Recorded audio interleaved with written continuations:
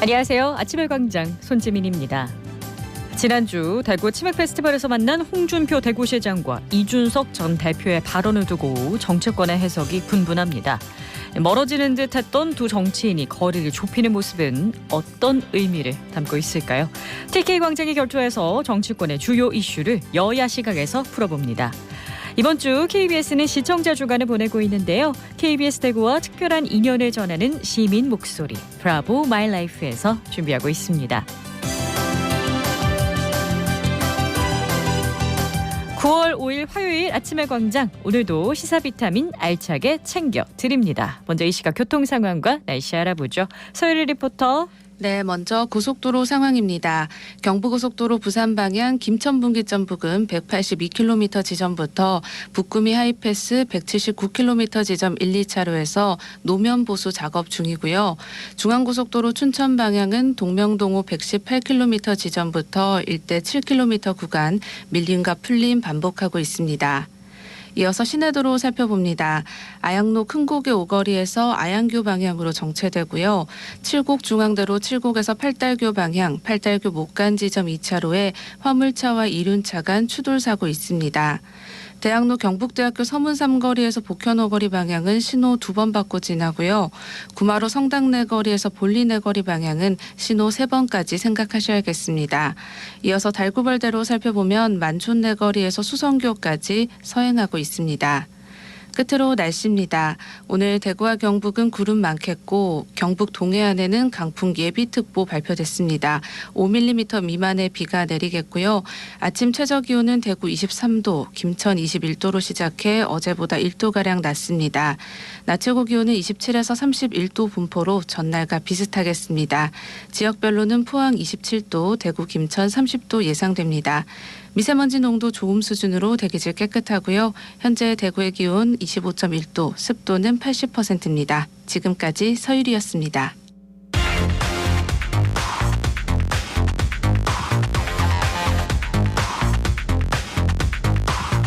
빠르고 정확하게, 명쾌하고 날카롭게 대구 경북의 오늘을 보는 KBS 대구 아침의 광장과 함께하고 계십니다.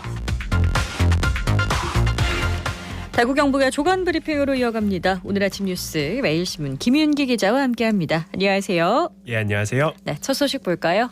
예, 몇 년째 표류 중인 대구 도시철도 월배 차량기지 이전 사업이 추진 동력을 상실한 게 아니냐는 분석이 나오고 있습니다. 1997년 달서구 유천동 일대에 약 15만 제곱킬로미터 규모로 조성된 월배 차량기지는 2000년대 월배 지역 택지 개발과 함께 이전 민원이 계속됐습니다. 지난달 이전 사업 타당성 관련 연구 용역 결과가 나왔음에도 대구시가 비공개 방침을 고수하고 있는데 비공식적으로 확인된 용역 보고서상으로 경제성 등 사업 타당성 측면에서 턱없이 낮은 수치가 나왔다고 합니다. 네, 이전 사업을 할 수 없다는 결과가 나왔다는 거네요. 쉽지 않을 것 같습니다. 우선 차량기지 이전 사업에 대한 경제성 분석에서 비용 대비 편익이 0.3으로 나왔습니다. 이 수치가 1이 나와야 사업에 투입한 비용만큼 성과가 난다는 건데 현재로서는 투입 비용이 30% 정도의 효과밖에 내지 못한다는 뜻입니다. 차량기지 이전을 전제로 한 후적지 개발 사업에 대한 타당성, 비용 대비 편익 역시 0.61로 기준치인 1에 훨씬 못 미쳤습니다. 그렇다고 경제성을 제외한 다른 분야에서 긍정적인 평가가 나온 것도 아닌데요. 정책성 분석 결과에서도 내구 연한이 남은 시설을 조기에 폐쇄하는 것이 적정한지 검토가 필요하다는 의견이 나왔습니다. 차량기지 이전을 기대했던 주민들에게는 좀 달갑지가 않은 소식일 수밖에 없습니다. 예, 이런 결론은 2021년 대구시가 자체적으로 시행한 월배 차량기지 이전 및 후적지 개발 사업 타당성 조사 용역과는 영 딴판이어서 더 그럴 겁니다. 차량기지 이전은 전임 대구시장 공약 사업이기도 했고요. 당시 용역에서는 이곳 차량기지 이전 사업이 재무적 타당성은 확보했다는 결론을 냈고 대구시는 이를 바탕으로 안심 차량기지로 통합 이전을 추진하겠다는 입장을 발표했습니다. 그렇습니다. 그럼 대구시의 이야기는 어떤가요? 예, 대구시는 아직 사업 방향이 결정된 것은 아니고 계속 추진 방안을 모색하겠다는 입장입니다. 대구시에서 이번 용역의 후적지 개발에 대한 구체적인 계획이 반영된 것은 아니라고 하고요. 어떤 방식으로 개발하느냐에 따라 사업의 경제성 등은 바뀔 수 있는 부분이라며 용역 결과와 함께 전문가 자문, 관련 사례 분석 등을 종합적으로 검토하겠다고 밝혔습니다. 네, 기다려보겠습니다. 다음 소식 보죠. 예, 주민들이 기피하는 시설은 차량기지 말고도 많죠. 이번에는 대구 유일이 화장시설인 명복공원 시설 현대화 사업을 두고 주민들이 불만이 감지되고 있는데요. 건물 전체를 지하화하고 지상에는 산책로나 체육시설을 만들어서 공원화하는 명복공원 개선 계획이 지금 주민들로부터 반발을 사고 있습니다. 네, 저감도도 뉴스를 통해서 봤고요. 얼마 전에 사업 추진한다는 소식 저희가 전해드렸던 것 같은데 인근 주민들이 어떤 요구를 하고 있나요? 예, 일부 주민들은 화장 수요가 급증하고 있는 현실적인 사정을 감안해서 대구시 정책을 수용하되 보상안을 좀 더 현실화해 달라는 목소리를 내고 있는데요. 대구시는 고모동 도시계획도로 개설, 만촌 이동 주거지역 종상향 등 2가지만을 우선 주민 지원 대책으로 발표했습니다. 주민들은 이 밖에도 노인복지관 설치, 개발 제한구역 해제, 주변 체육시설 조성 등 추가적인 사업을 요구하고 있는 실정입니다. 수성구청은 주민 요구사항을 면밀히 검토한 뒤 대구시에 입장을 전달할 방침입니다. 네, 기피시설과 관련된 보상 문제는 계속해서 불거져 왔던 건데요. 접점을 찾길 바라보겠습니다. 다음 소식은요.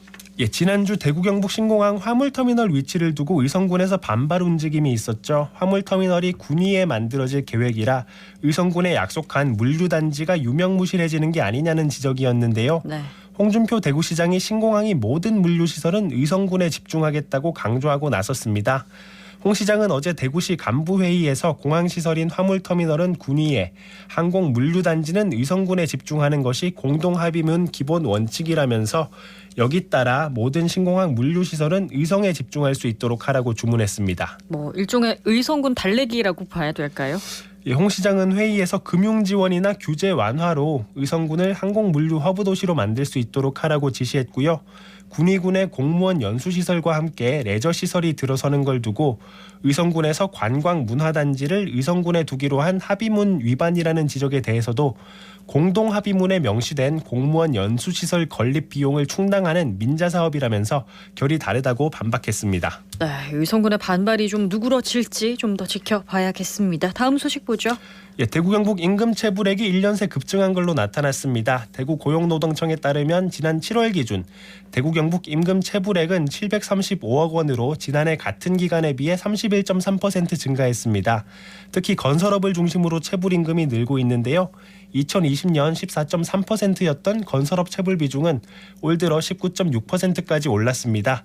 대구 고용노동청은 이달 27일까지 47개 건설 현장을 직접 방문해 불법 하도금에 따른 임금 체불 현황을 점검할 예정입니다. 네, 추석 전에 최대한 해결이 되면 좋겠습니다. 마지막으로 소식 하나만 더 볼까요? 예, 대낮에 만취 상태로 주차된 차량을 들이받은 60대 남성이 경찰에 붙잡혔습니다. 대구 서부경찰서에 따르면 이 남성은 그제 오전 10시 30분쯤 서구 비산동 주택가에서 음주 상태로 차를 몰고 가다가 골목에 주차된 차량 7대의 문과 백미러를 파손한 혐의를 받고 있습니다. 이 남성 혈중 알코올 농도는 면허 취소 수치 2배가 넘는 0.166%였고요. 다행히 인명피해는 없었습니다. 네, 오늘 아침 뉴스 매일신문 김윤기 기자였습니다. 고맙습니다. 감사합니다. 안녕하세요. KBS 여성합창단원으로 활동했던 최영희라고 합니다. 처음 여성합창단이 생겼을 때부터 2, 3년 정도 활동을 했었는데요. 그때 당시에 TV에 합창단원을 모집한다는 광고가 나와서 많은 분들이 지원했었는데 저 포함해서 50명 정도 단원이 함께 했었습니다. 단원들이 연령대도 그렇고 직업도 주부나 의사 그리고 자영업까지 정말 다양했는데요. 특히 거의 90살이 다 되신 할머니 단원분이 특별 단원으로 정말 열정적으로 참여하셨던 게 기억에 남습니다. 단원이 많다 보니까 서로 소통하고 합을 맞춰가는 게 중요했는데요. 성악을 전공하거나 합창에 관심이 많았던 분들이 잘 이끌어 주셔서 뮤지컬 형식으로 편곡하고 또 춤을 추기도 하면서 재밌고 새로운 공연을 많이 했었습니다. 그리고 찾아가는 음악회로 울릉도를 간 적도 있었는데 울릉도에서 고생하고 있는 군인분들을 위해서 신나는 유행가나 뮤지컬을 준비해서 공연을 했었는데 정말 좋아하셨던 게 생각이 납니다. KBS 시청자 주간인데 KBS라는 공영방송에서 이렇게 제가 참여한 합창단처럼 지역민이 참여하는 기회를 앞으로도 많이 만들어주시면 좋겠습니다.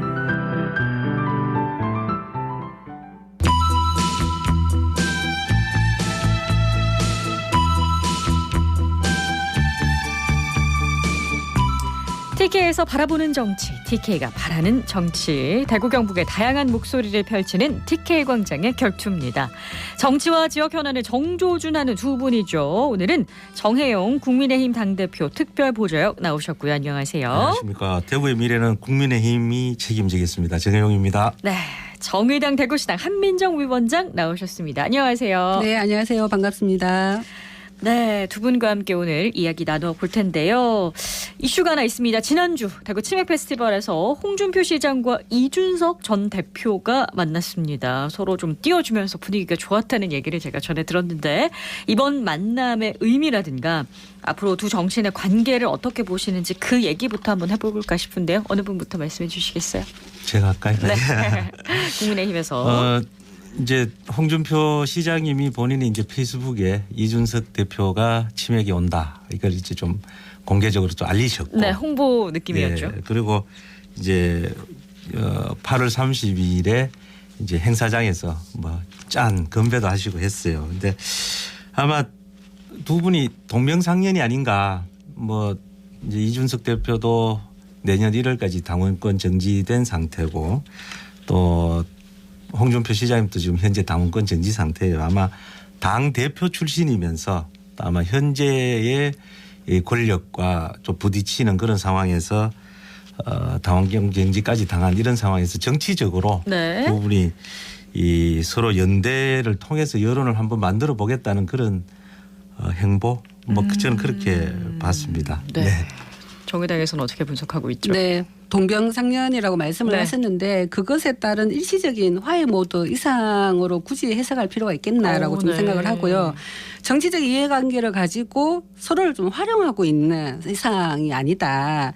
홍준표 시장은 대선에 모든 시선이 다 있는 분이에요. 그래서 계속적으로 자신이 지역 정치만 하고 있는 것이 아니라 중앙 정치에 관여를 하고 싶어 하고 계시잖아요. 그런 측면에서 이준석 전 대표를 이제 끌어안아야 될 때라고 판단하시는 거라고 생각하고 이준석 전 대표는 차기 총선에서 반드시 살아남아야 된다는 과제가 있을 거라고 생각을 합니다. 그래서 여러 가지 정치적인 고려 속에서 대구의 방문도 하나의 그 여지를 두고 있는 부분이 아닌가라고 생각이 듭니다. 그래서 두 분 다 정치적 이해관계를 가지고 서로를 조금씩 활용하고 있다라고 저는 보고 있습니다. 그렇지만 바라보는 쪽은 다르다. 결국 이제 두 사람이 지금 끝에 시각의 끝이 향하는 곳은 좀 다르다고 보시는 거죠. 예.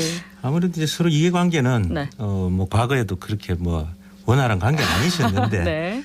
그래서 제가 동병상련이라고 네. 말씀을 드렸고 아마 이번에도 이제 이 전 대표가 이제 참석하겠다고 하니까 이제 홍 대표님이 그걸 잘 활용을 하셨는 것 홍 전 같고 대표가, 네. 예, 홍 시장님께서 그래서 아마 이런 복잡한 연대 뭐 이렇게 이해관계가 총선 때까지는 어떻게 해서든 정치적인 목소리들이 좀 나와야 되니까 이어질 것 같은데 아마 연대를 통한 총선에서의 세력 형성 뭐 이런 것까지는 가겠느냐 뭐 갈 수 없지 않겠느냐. 총선까지는 못 갈 것이다. 예, 아니 그러니까 뭐 그게 총선에서 연대라든가 뭐 창당이라든가 여러 가지 이제 정치적인 형태로 이루어지기는 힘들 것 같다는 게 아직까지의 정치권에서 바라보는 시각인 것 같습니다. 네. 이준석 대표가 전 대표가 대구에 출마한다면 가장 나쁜 사람을 골라서 붙겠다라는 발언을 했습니다. 지금 왜 이런 얘기를 했는지도 궁금하고 가장 나쁜 사람이 과연 누구일 것인가 이것에 좀 관심이 모아지는 것 같아요. 이게 국민의힘에 해당되는 말인 것 같아서 저는 이준석 대표가 이런 말씀하신 데 대해서 우선 조금 아쉽다 이런 생각을 그러니까 지금 우리 대구에서 시민들이 바라보는 우리 국회의원들이라든가 정치권에 대해서 좀 실망하고 아쉬워하는 부분들은 정치적인 그런 목소리도 있지만 지역에 대해서 과연 당신이 무엇을 할 것인가를 고민을 해봤느냐 이제 그런 또 의견들이 많거든요. 그래서 지역 사회에서 정말 우리 출마를 하겠다고 생각했으면 대구에 와서 출마를 하겠다고 생각했으면 대구에 관한 비전 또 우리 지역을 어떻게 한번 만들어 보고 이걸 통해서 본인이 또 중앙 무대에서 더 큰 정치를 하시겠다는 생각을 좀 피력하시고 공천이 이제 여의치 않았을 때를 상정하신 것 같은데 그러면 내가 아마 나 공천 안 주고 또 공천 파동이 시끄러우면 내가 제일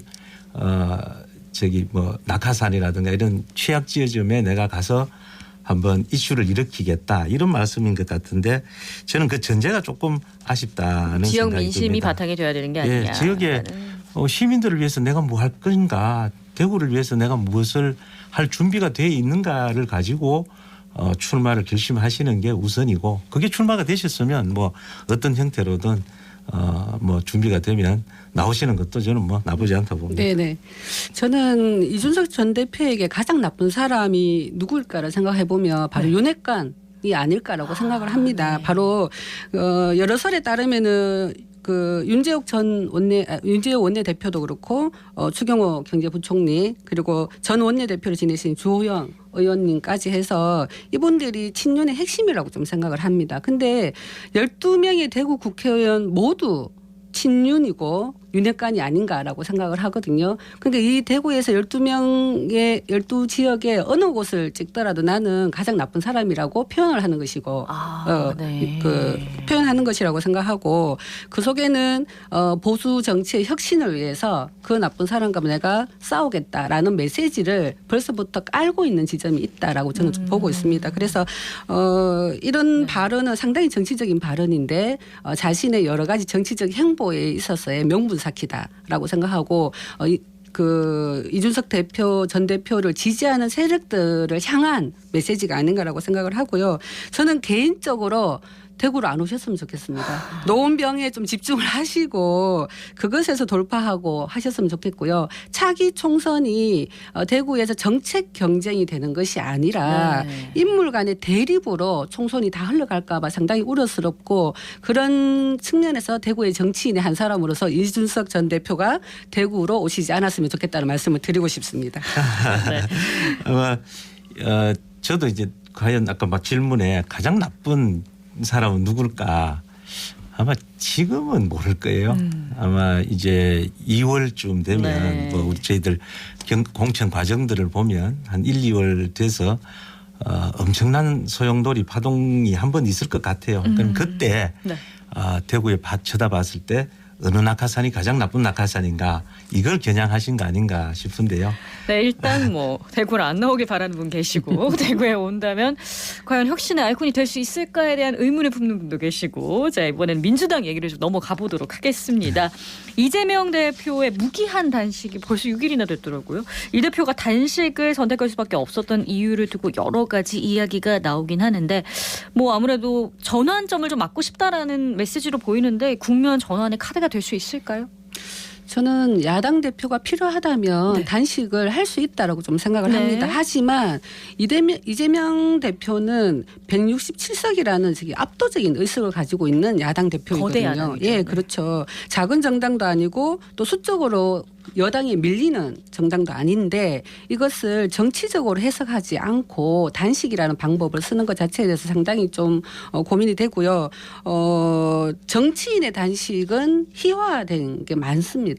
그것의 진정성에 대해서 우리 국민들이 얼마만큼 지지를 하고 있고 신뢰를 하는가라는 부분에 대해서 대표가 조금 더 생각을 해봤으면 좋겠다 싶고, 그렇게 또 고민이 드는 이유는 대표 스스로도 목표가 없다라고 얘기를 하고 계세요. 이 단식의 목표가. 그래서 좀 이상한 단식이 아닌가라고 좀 보고 있는 상황입니다. 하지만 단식이 길어지면 민주당의 지지층 결집에는 도움이 될 것이다라고 좀 생각을 합니다. 또 하지만 이대로 갈 경우에 계속 간다면 다수의 국민들을 납득을 시킬 수 있을까라는 우려가 상당히 크거든요. 그래서 국민들은 지금 뭐 가계부채가 10조가 늘었니 등등 해서 상당히 살기 힘들다라고 아우성을 치고 있는데, 이 모든 것을 국회에서 뭔가를 해결하는 것이 아닌 이 정치의 모습을 보여주고 있는 또 하나의 단면인 것 같아서 상당히 우려스럽고, 국민의힘도 뭐 때 늦은 이념 논쟁을 벌이고 있다거나 또 그 더불어민주당도 이 정치를 하시는 게 아니고 정쟁을 하는 모습을 보이는 것, 이런 것들이 상당히 국민들한테 또 대구 시민들한테 피로감을 주고 있다라고 좀 생각을 하고 있습니다. 피로감이 쌓여가고 있다.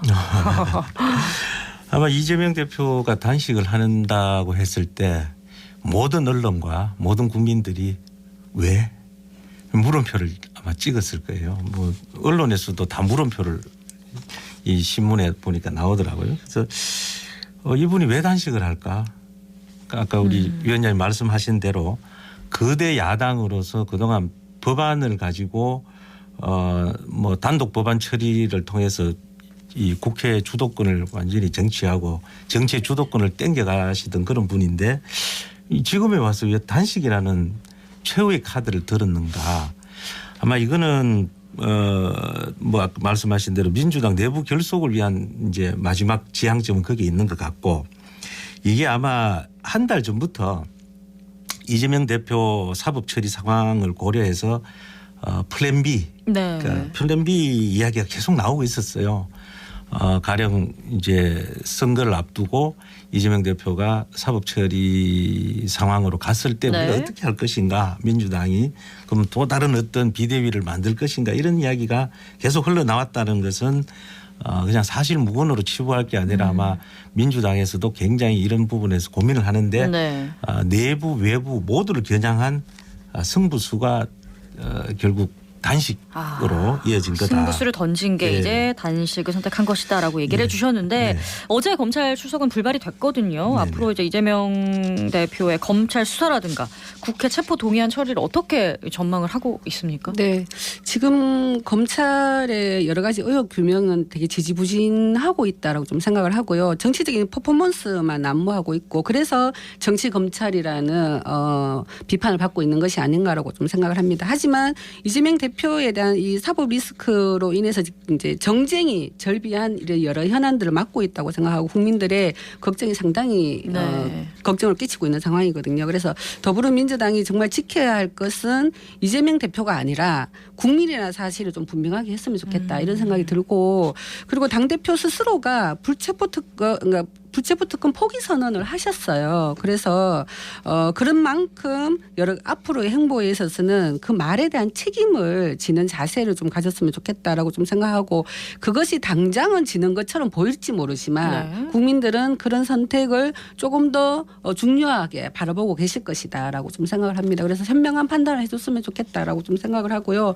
국민의힘도 이 방탄 단식이다라는 비판과 조롱이 더 많으세요. 저는 그것보다는 정치적으로 지금 여러 가지 현행 민생 문제를 함께 풀자라고 조롱만 하지 마시고 조금 더 적극적으로 정치적인 동지로서 이 문제에 대해서 접근하셨으면 좋겠다라고 좀 생각을 합니다. 뭐 좋은 말씀입니다. 그런데 일단은 검찰의 협조를 적극적으로 하시겠다고 해놓고 또 어제도 뭐 2시간만 조사받겠다. 세상에 그런 조사 협의는 없죠. 사실.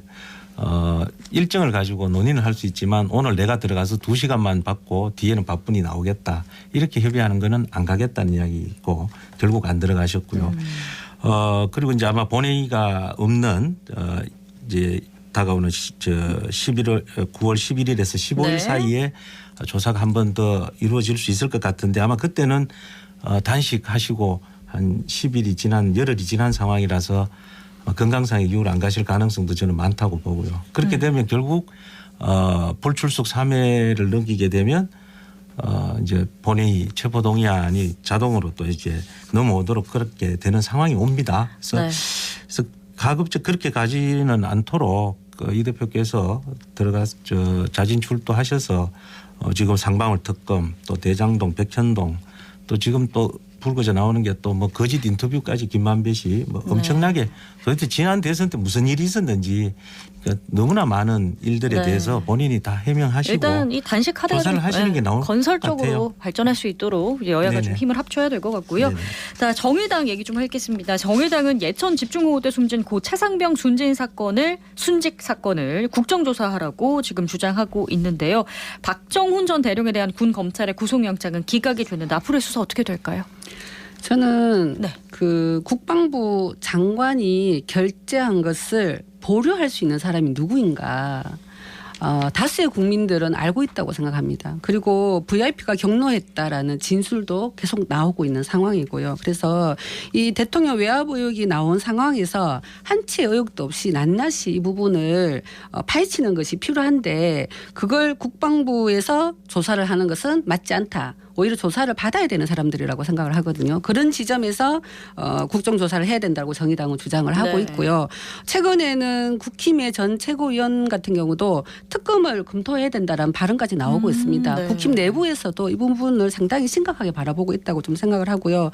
그러니까 앞뒤가 바뀐 거예요. 지금 여러 가지 모습은. 도둑이야라고 소리를 쳤는데 도둑을 잡는 것이 아니라 소리친 사람한테 고성방가죄로 처벌하겠다라고 하는 것과 다르지 않다라고 좀 생각을 합니다. 그래서 저는 이 문제를 국민의힘이 제대로 해결하지 못하면 상당한 국민적인 저항을 받을 것이다라고 생각이 들어요. 그러니까 군에 간 아들이 사망한 사건이에요. 우리 많은 국민들이 군에 아들을 보내고도 있고 앞으로 또 보내야 되는 상황입니다. 그리고 이걸 지켜보고 있어요. 그래서 더 이상 뭔가를 덮으려고 하면 더더욱 문제가 발생할 거라고 생각을 합니다. 그래서 국정조사를 통해서 낱낱이 밝히자고 먼저 나섰으면 좋겠습니다. 국힘에서도 이걸 심각하게 받아들이고 있나요?